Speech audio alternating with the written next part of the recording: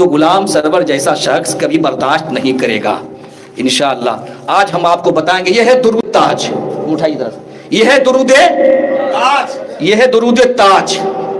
یہ تاج بتائے گا کہ اذان گاچی ہے کیا۔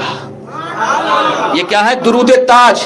یہ درود تاج جانتے ہیں آپ؟ سنتے ہیں، میں زیادہ نہیں بولوں گا چونکہ وقت نہیں ہے۔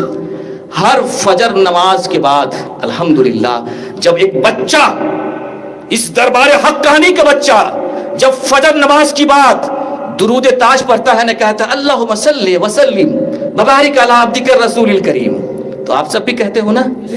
بولیے نا، بولیے، گھونٹیے نا، نکالیے اندر سے، بہت گھونٹا گیا ہے، بہت بولا گیا ہے دربار حقانی سے تعلق رکھنے والے لوگوں کو، الٹا سیدھا بہت بکا گیا، میں سنتے سنتے پک گیا ہوں، میں باہر جاتا ہوں، میں جاتا ہوں، مجھ سے پالا پڑتا ہے، آپ سے پالا نہیں پڑتا ہے۔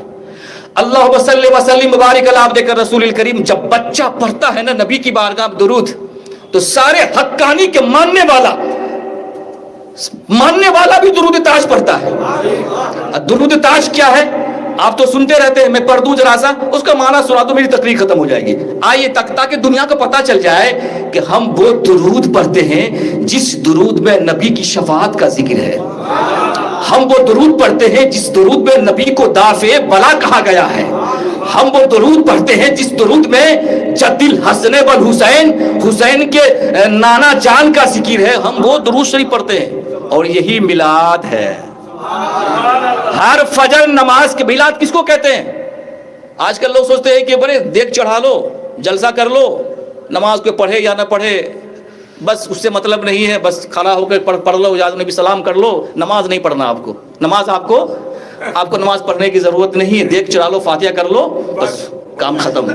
اسی لوگ سمجھتے اس سے نبی کبھی خوش نہیں ہو سکتے، اس سے نبی کبھی خوش نہیں ہو سکتے۔ ارے جس نبی پر تم سلام پڑھ رہے ہو تو اسی نبی نے تو نماز بھی تو فرض کی ہے نا، ارے اسی نبی نے نماز بھی تو فرض کی ہے نا، نماز نہیں پڑھو گے سلام۔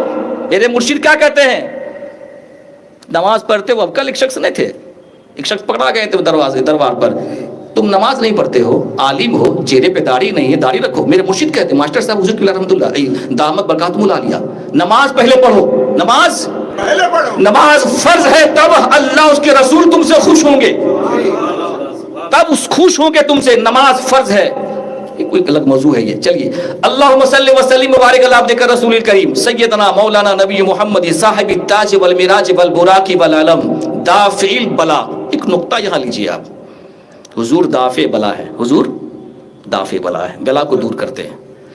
آپ کے دربار حقانی میں کیا رکھا ہوا ہے جسے آپ کہتے ہیں انمول رتن، کیا بولتے ہیں، یا لونگ مبارک کس پہ رکھا جاتا ہے؟ انمول رتن مبارک، جس پہ لونگ کس پہ رکھا جاتا ہے؟ وہ پتھر کل نے آپ نے سنا ہے، ہمارے دو علماء کرام نے آپ کو بتایا کہ وہ پتھر جنگ خندق کے موقع پر، بخاری شریف کا حدیث ہے یہ، جنگ خندق کے موقع پر جس پتھر کو لے کر کے میرے آقا صلی اللہ علیہ وسلم نے پیٹ پہ باندھا تھا، اسی پتھر کا ٹکڑا اذان گاشی رحمت اللہ علیہ کے روضہ مقدسہ کے پاس رکھا گیا ہے، اور اس پر بازار سے لونگ منگایا جاتا ہے، لونگ منگانے کے بعد اس پتھر پہ رکھا جاتا ہے، رکھ جانے کے بعد اس لونگ کو لوگوں کو دیا جاتا ہے، اور کہا جاتا ہے کہ ڈیلیوری کے وقت میں کام آئے گا، اس سے جنات بھاگ جائے گا، اس سے جنات بولو نا بھائی، اس سے جنات بھاگ جائے گا، ڈیلیوری کے وقت میں وہی مصیبت اس سے دور ہو جائے گی، پریشانی دور ہو جائے گی۔ توجہ کے ساتھ سنو نقطہ، ارے جب ایک پتھر کا ایک ٹکڑا کے اوپر لونگ رکھ دیا جائے، اب وہ لونگ اتنی معتبر رکھ ہو جائے